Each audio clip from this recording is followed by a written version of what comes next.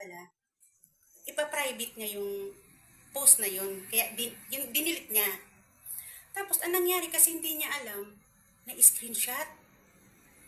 Tapos, makita niya na lang, pinost ng iba. Dinagulat siya. Kasi dinilit niya na eh. Ibig sabihin, private na yan, di ba? Kasi na-delete mo na. Dinilit mo na. Okay lang sana kung naka-post pa sa'yo na nanatiling post, tapos i-share ng iba. Ayaw niya na ipakalat kasi private na. Hindi niya alam na screenshot.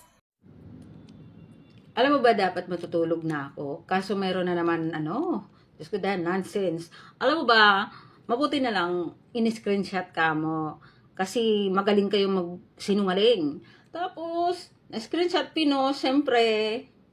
Tapos, siyempre mga kamag-anak din ninyo ang nakakita kapitbahay. 'Di ba?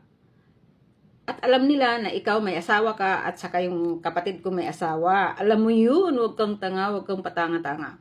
Tapos kung magtatali-talinuhan ka, hindi mo pwedeng turuan ng kagaya ng utak mo ang ibang tao. 'Di ba? Kaya nga yan may sari-sariling ulo, kamay, paa, at bunganga mata dahil hindi magkapareho ang tao, hindi katulad mo. 'Di ba?